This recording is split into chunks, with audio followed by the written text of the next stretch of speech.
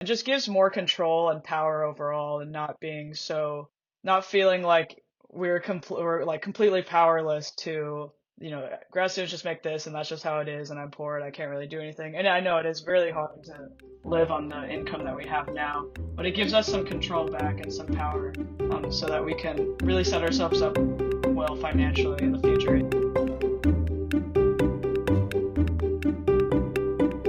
Welcome to the Personal Finance for PhDs podcast, a higher education in personal finance. I'm your host, Dr. Emily Roberts, a financial educator specializing in early career PhDs and founder of Personal Finance for PhDs. This podcast is for PhDs and PhDs-to-be who want to explore the hidden curriculum of finances to learn the best practices for money management, career advancement, and advocacy for yourself and others. This is Season 14, Episode 11, and today my guest is Ariel Floro, a second-year PhD student at the Buck Institute for Research on Aging in Northern California. Ariel details her budget, from the mechanics of her system to the emotional benefits she experiences.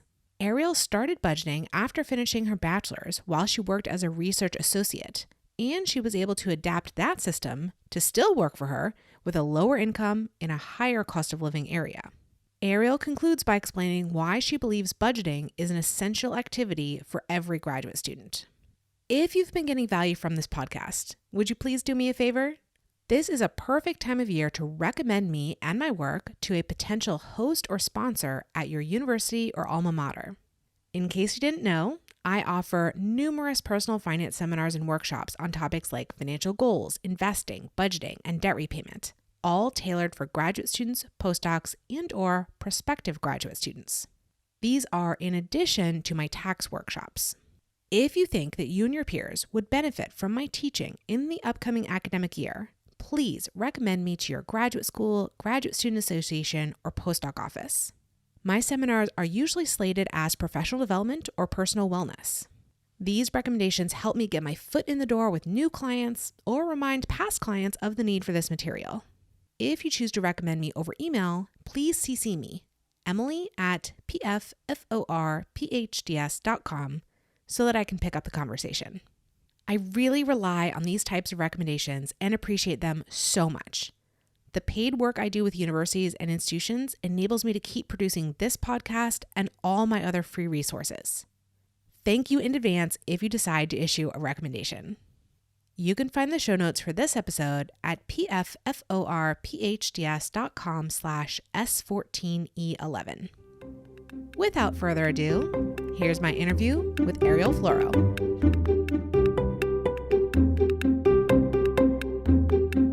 I am delighted to have joining me on the podcast today, Ariel Floro. She is going to speak with us about her budgeting journey during graduate school and prior, and all the things that she's learned and how much budgeting has benefited her. So, Ariel, I'm really pleased to have you on the podcast today. Would you please introduce yourself a little bit further for the audience? Yeah, thank you so much for having me here. So as you mentioned, my name's Ariel. I'm currently a second-year PhD student at the Buck Institute for Research on Aging, which is in NorCal, up in Novato in the Bay Area, and it is a joint program with the University of Southern California. All right. I can already see that it's going to be a very interesting conversation because obviously budgeting is especially challenging in a high cost of living area. So actually, let's get some groundwork out of the way first. Do you mind sharing how much your stipend is? Yeah, our stipend is $38K a year, which actually just recently got moved up. Okay, nice. So we'll be talking a little bit about, I guess, last year. What was it prior to being bumped up? It was 34 last year. Okay, so 34 up to 38. Sounds decent, but again, very high cost of living area. So I'm really curious about your strategies here. So high level first, what benefits have you enjoyed in your life thanks to your budgeting practice? The first thing that comes to mind, and I think is really the key one, is just peace of mind amongst many different fields. So the main thing, knowing that because it's such a low income, knowing that I'm not spending more than I actually have, because debt just like really terrifies me. And along with that, just giving myself the freedom to enjoy time with friends, like going out to eat or doing other fun things. And so that I know that if I budgeted a certain amount of money for that, then I have the freedom to really just not stress out about it and enjoy it and not like freak out or like, oh, I shouldn't be doing that or feel guilty in any way. That's the main one. I would say the second one is just planning for saving more, or like financial goals. And just know that even though, again, because it's kind of like a low income at this moment, I'm still setting myself up well for later. Even if it's just investing a little bit of money or saving a bit of money, like any bit helps and kind of helps to build that habit. So it sounds like in your case, a lot of times people have this like kind of avoidant behavior with their finances, like it stresses them out so they don't want to look at it. But it sounds like you're like me, which is that it was stressful not to know, and so it's easier to look and make the plan and execute the plan as best you can. Is that right? Yeah, definitely. So how did you get started with budgeting? Did this start in graduate school, or were you budgeting in at any point prior to that? Yeah, the minute I graduated from undergrad, I worked as a research associate for 2 years in between. And once I knew that I was having a steady income, I knew I had to budget the first dollar that came into my bank account. And so I have kind of been planning, since that time and really built up the more efficient process that I have of budgeting now. I also saw it as once I knew I was going to go to graduate school while I was working as an RA, I took even more power over my budget at that time and said, okay, I'm making more as an RA right now than I would be as a graduate student. So I'm going to make sure I know the ins and outs of my entire budget so that when I do move to that lower income, I know where I can cut costs, where I want to, what I can sacrifice and this and that. Give us a few more details about that time you spent as an RA. Like, where were you? You said you're making more, but how much more? Yeah, I was at UCLA working as an RA, and I think starting I made about 40K, and then it jumped up to maybe a little over 45. Like at the end, I was making a good amount. Yeah, that was all in LA, and I was just, planning out rent there is still more expensive, but there's a lot of areas around LA that you can find cheaper places, and so I had a roommate and we lived in a two-bedroom, two-bathroom place, which is a really good spot. Okay, so it sounds like your experience going from being an RA to a graduate student, your income is going down a bit. Your cost of living is probably jumping up a bit, but not huge shifts in either of those directions. So probably a lot of what you learned as an RA, that is to say, with your budgeting as an RA, was able to apply. Yeah, do you want to tell us any more details about, you said you kind of took more control, you're tightening up, and then how you did that transition into graduate school with your budget? Yeah, I think I was definitely the main thing is I like to go out to eat a lot with friends, and I'm sure a lot of people do. So I've realized that that was probably the first thing I was going to cut down was just eating out on food and being more intentional about cooking meals and like looking at prices and not just like, what am I going to cook today and just buying things off of the shelf. The other interesting thing about my program is that because we're at the Buck Institute and USC, we actually spend our first semester at the Buck Institute, and then we have to move to USC for the second semester. This is all within the first year. And so that was another cost that my cohort and I had to think about is like moving here and there and then having to do short-term leases. So I would say also the way that I budgeted this past year is different than now because I had to keep in mind just having money to move and having my higher rent, the rent actually was even higher because it was a short-term lease. Yeah, that's a big financial challenge to throw at a first year graduate student of living in two different places. And then I understand so it was like you were living in the LA area, then you moved up to Northern California, then you moved back to the LA area. Now you're back in Northern California. Okay. So at least Yeah, you had some definitely. familiarity with those areas. Let's talk more about kind of like the mechanics of how you budget. Like, do you use software? Do you use your own spreadsheets? How often are you looking at or touching the budget? Right now I use an app on my phone and I know there's one called Mint that I've tried to use and it doesn't really work that well for me. I actually use an app called Every Dollar and I've used that since the beginning where they have every line item, rent and food, groceries. You can even add certain funds in there, maybe if you're saving up for something. And so normally, like in the beginning, I kind of took a couple months to figure out what I was spending each month on certain things and realizing I probably spent more on eating out than I thought I did and other things like that. And so then I kind of started to regulate, and now it's a lot faster where I just kind of copy last month's budget and I go through and make minor changes. If I maybe I have like a friend's birthday or something that I have to buy a gift. And the other thing that I really like about the app on my phone is that some of them can connect directly to your bank account, so your transactions can go directly into them. But the app that I use, I actually don't have that software for that just because it's an extra fee for it. But I do have my bank account app on my phone, and anytime I use my debit card, that'll show up as a transaction, as a notification in my phone. And so I kind of see those notifications build up as like a to-do list to enter into my budget later. So I end up probably looking at it, at least like once every couple days, like maybe once a day even. Okay, so two things I wanted to follow up in there. So one, so budgeting, I mean, we've been using the term budgeting, but I really think of budgeting as two different actions. So one is budgeting, which is telling your money what to do in the future. And the other is tracking, which is making sure that your money did what you told it to do. And that's like the accountability portion of it. So you just mentioned both of those, right? So on the budgeting front, you are creating a unique budget for every single month. It's based on, roughly templated from what you did last month, but you're making those individual tweaks for what's going on in this current month. Is that right?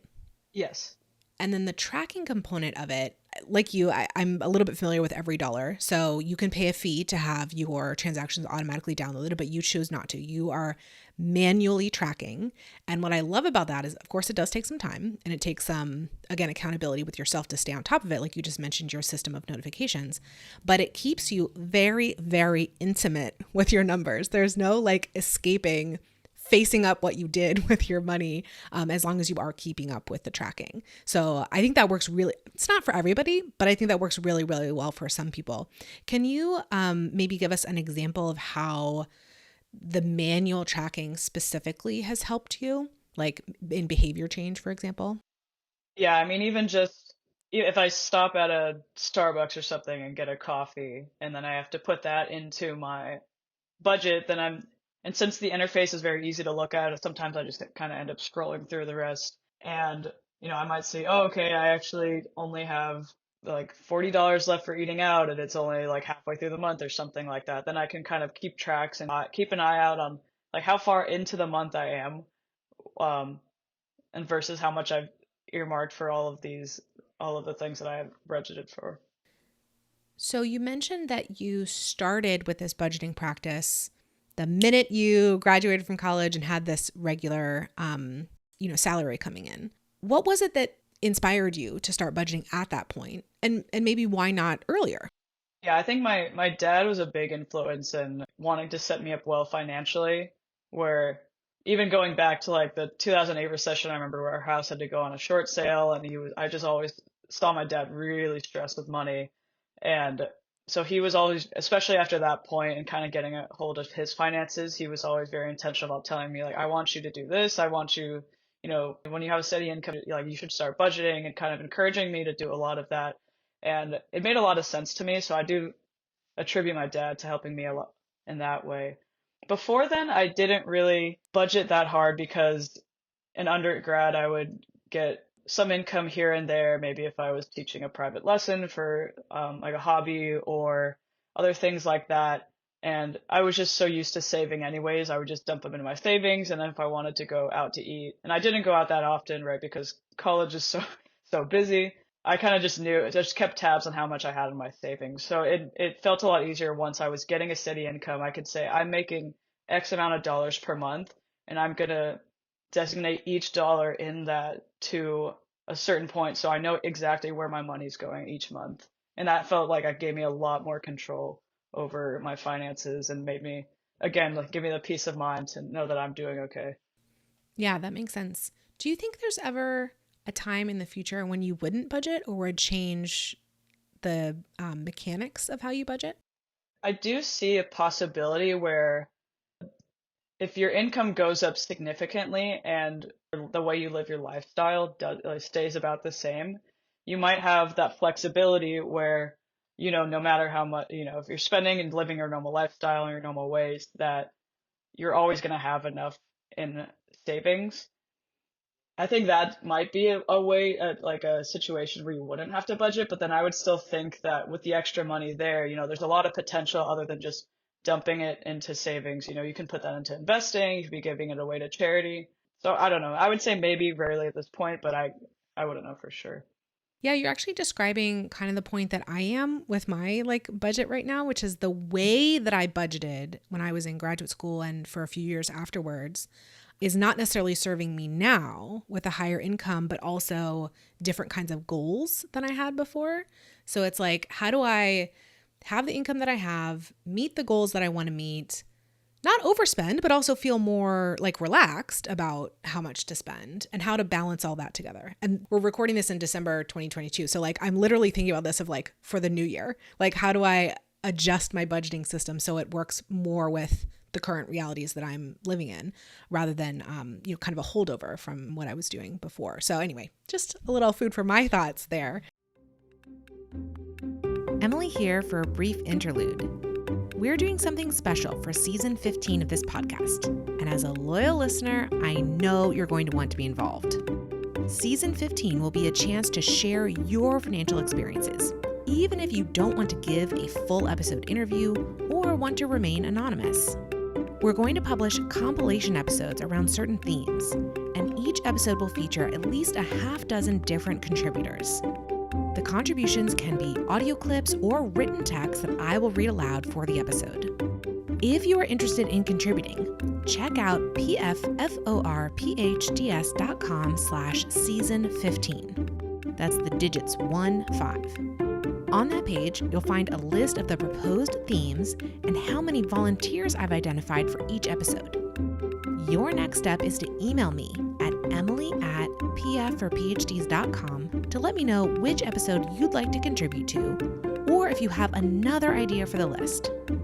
Once I'm confident that we have enough contributions for an episode to be created, I'll give the volunteers specific prompts and directions to create their submissions. I hope you will choose to participate in this unique season. I can't do it without you, so please get in touch.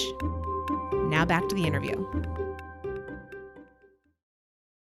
So let's get back to some more like kind of mechanics of budgeting. So I wanted to know how you handle large irregular expenses. So by that, I mean maybe something that costs maybe a couple hundred, few $100s that comes up very occasionally. And I'm always curious about this because I know irregular expenses are really tough challenge for graduate students or anyone living on a tight income. So how do you handle those? I mean, I know you already mentioned adjusting your budget, but let's say for a really large one, how would you do that? Yeah, I think one of the points that came to mind is that, there's large irregular expenses that might be unexpected and there's those that are expected. And so under the expected category would be things like I have a car, so car maintenance is something that's, large and irregular. I think since I've started budgeting, I have that as a fund where I put some money into a fund designated specifically as car maintenance. And then whenever that comes up, I know I have that fund. And I realized probably about this year that I had put a lot more money in it than I may have needed to. And so that actually gave me a little bit of leeway for other irregular expenses, maybe like the current thing right now that I know is coming up is that I might want to buy a pair of skis, which can be like a couple $100s or more. And so if it's something like that, then I can spend the past few months prior saying, okay, I'm going to put X amount into this fund. And then of course that might have to come out of some other aspect in my budget. And just, it's only just for those 3 months. And then I'll have the amount needed for the item. And then I can purchase that. And then other times, maybe if I get to, at the end of the month, I will go through my budget. And because some of the times what you actually planned isn't going to be exactly what I end up planning or what I end up actually spending. So I might find that, oh, I didn't spend as much on gas as I had expected to. I can put the excess there into just general savings, and I'm sure something might come up. But I do like having a good amount, like maybe like a little bit more in liquid savings of cash I have on hand, just because I know things can come up here and there. So when you say, moving money into general savings or moving it into a certain fund, is this like different bank accounts, or is this maybe within your budgeting app, you're like allocating things differently? This is within the budgeting app. So it's all within my bank account, but just in terms of my, like where I'm mentally earmarking them, that's where that goes. And I also do have some investment accounts. And so then if I know I want to put more into investing, then I'll actually have to like deposit that into that account. Okay, but you are operating for all of your cash out of a single account, a single checking account. Yes. What stops you psychologically from spending how you didn't allocate. Like that was always my temptation. And the reason that I don't use a single account for everything is that I would really be tempted to move things around.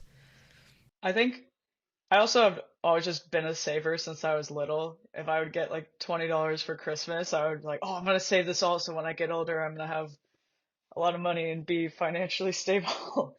I have with my bank, I have like a checkings and a savings, and technically my savings, I have what my emergency fund, and the checking I have right now is just the remainder of my cash, but I think just because I am naturally such a saver, I do kind of get like I guess I don't know if it's a reward thing when I see a bigger number in my account, but it just makes me feel safer so I put more towards savings and not just spending it.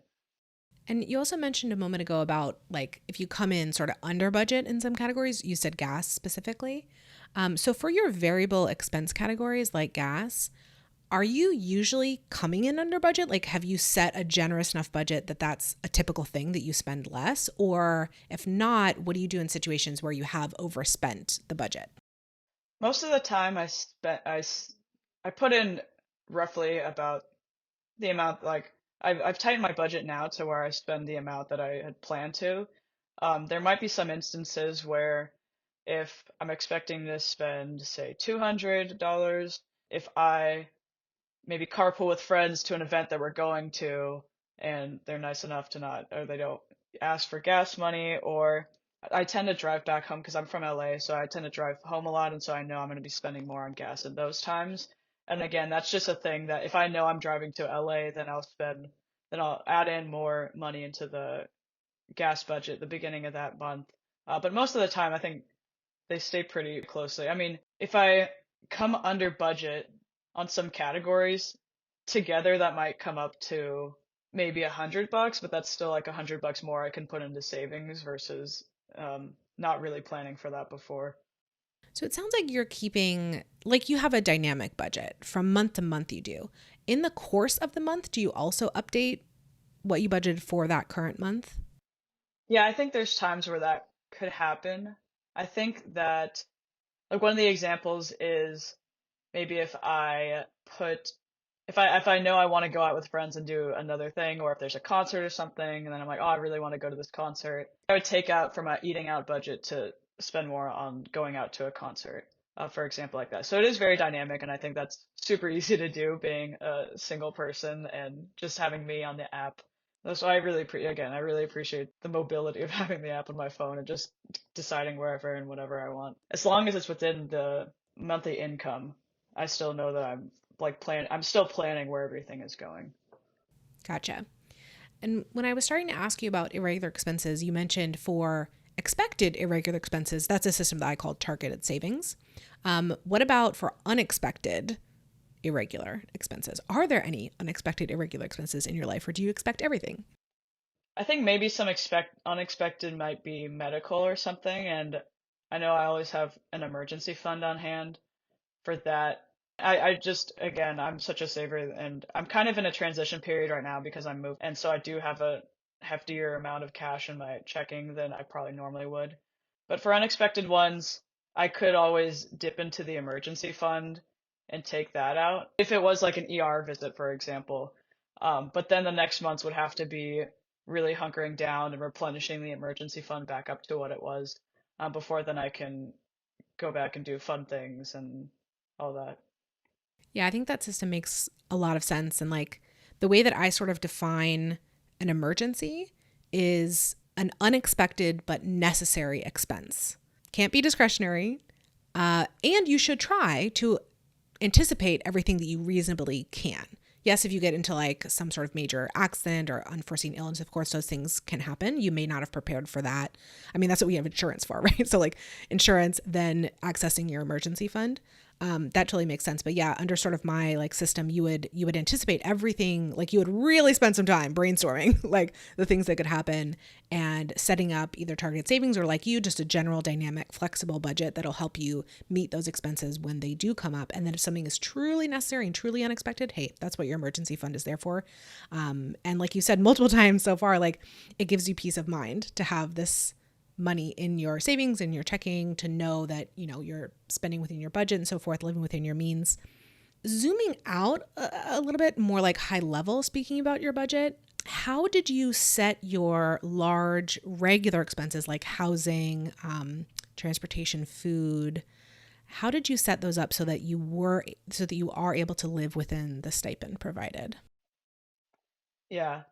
I think even from, so again, going back to once I graduated and started as an RA, even those months prior, it was my dad and I kind of just, he was helping me form what a budget is. And so we were saying, well, what would rent be? I'm going to estimate it's this, and maybe get an idea of, if it was me going into the RA position, I would get an idea of what RAs normally make and the rent that was in the area or some of the areas that I wanted to live in, and just kind of do like a mock budget then and get an idea. And so once I had that, it was actually pretty similar because I had set a rent estimate that ended up being pretty much exactly to what I ended up spending for that.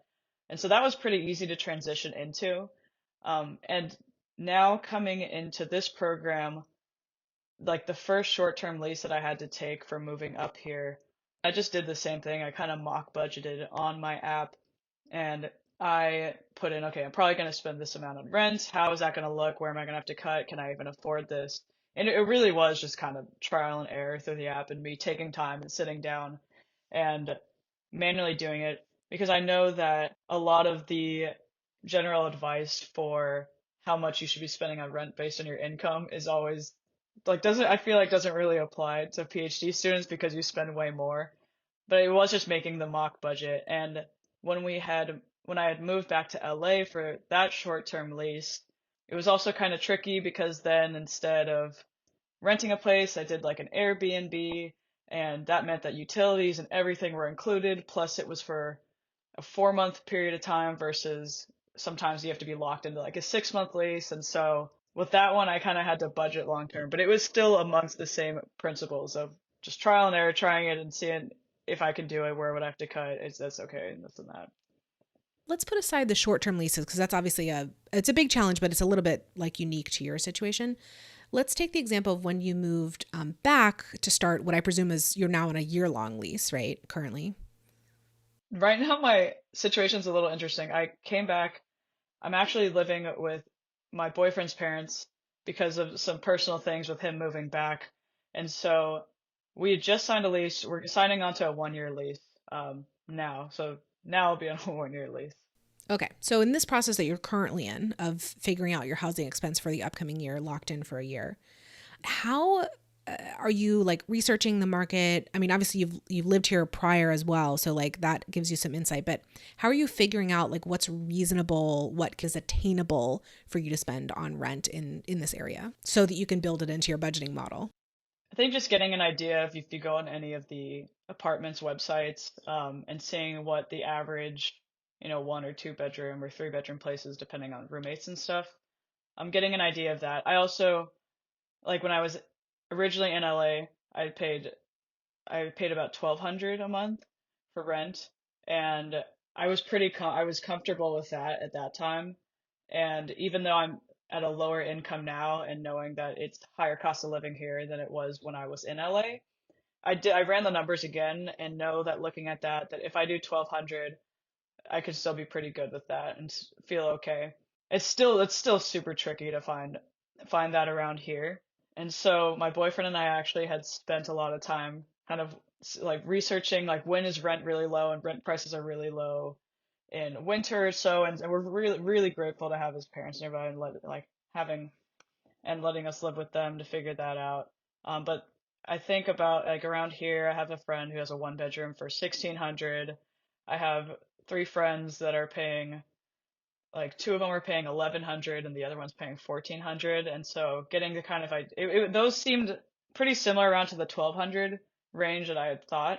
And I just realized, if I did end up having to go higher, like 1,300, that's just something I have to figure out, because I really do want like my own room if I was going to live with roommates, and other things I would have to consider, and just realize like a lot of things like that. Yeah, that makes sense. And I love that you mentioned that you actually know how much your peers and friends spend on rent. It's a topic of conversation that is not as taboo among graduate students as it may be at other times in your life to kind of like share that information. So I'm really happy about that. So, kind of to wrap up here, why do you think that budgeting is essential for graduate students? I think, as I mentioned before, the number one thing is just that we have such a low income anyways, and it's really vital knowing where all your dollars are going and you don't run any risk of overspending. Like I know somebody in my program who is like, yeah, I kind of just swipe my card and see what happens. And hearing that really just did kind of terrify me. And so you don't accidentally like go into debt or like you're just more intentional. It's more about the overspending that I think really like scares me a bit. And I think that alone is like the biggest goal to come out of a PhD without any debt. I was also actually pre-med and I didn't want to go $200,000 into debt. And so if that's really one of the big things that I went into a PhD, I think that's like a good goal to have. And you're still able to fulfill some financial goals, even though it might not be as too high of a degree as you want to.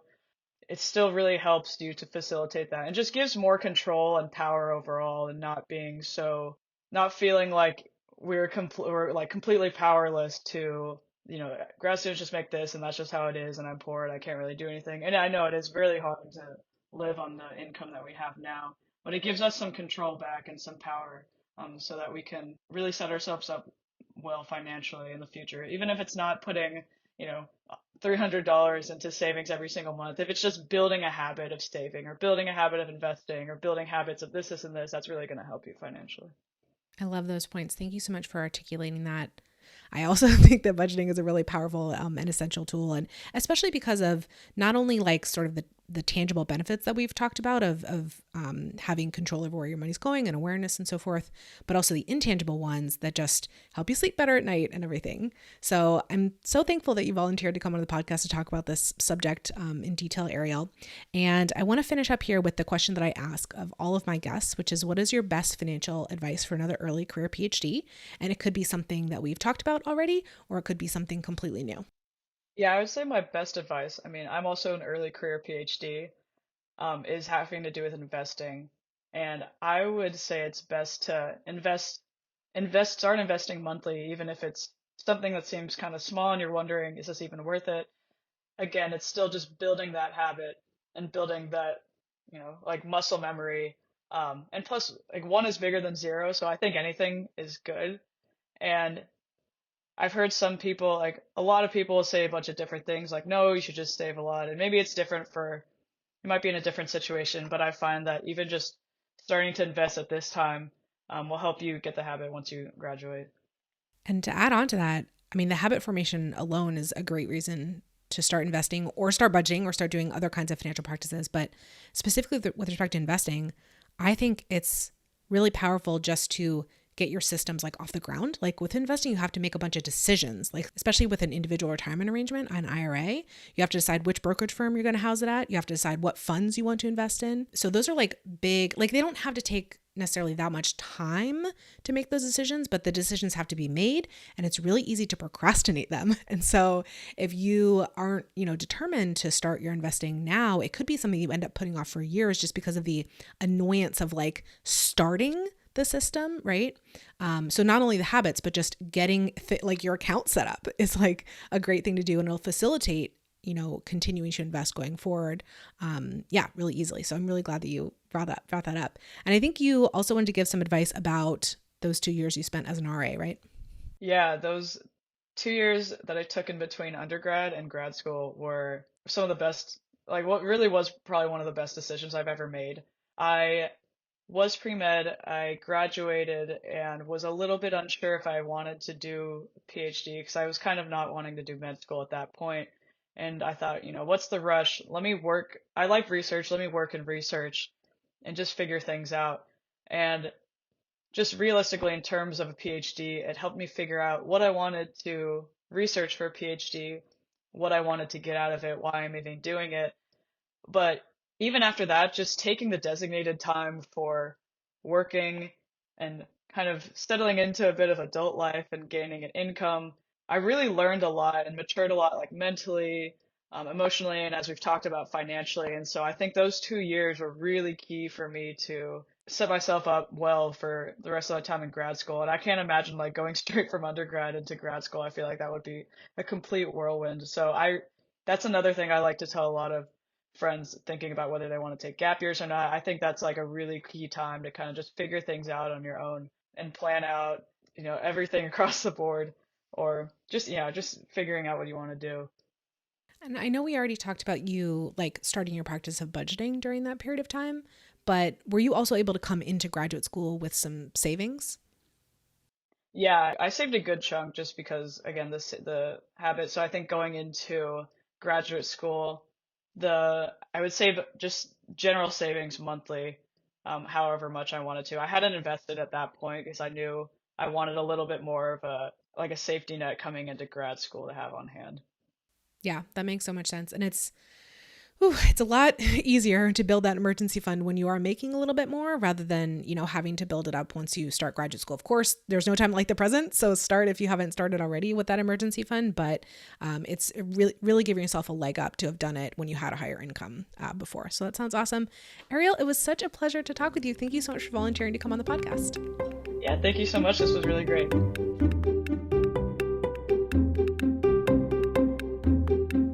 Listeners, thank you for joining me for this episode. I have a gift for you. You know that final question I ask of all my guests regarding their best financial advice? I have collected short summaries of all the answers ever given on the podcast into a document that is updated with each new episode release. You can gain access to it by registering for my mailing list at pfforphds.com/advice. Would you like to access transcripts or videos of each episode? I link the show notes for each episode from pfforphds.com/podcast. See you in the next episode, and remember, you don't have to have a PhD to succeed with personal finance, but it helps.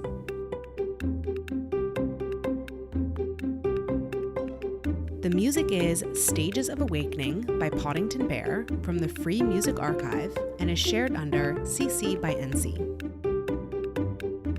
Podcast editing by Lourdes Bobio and show notes creation by Miriam Ock.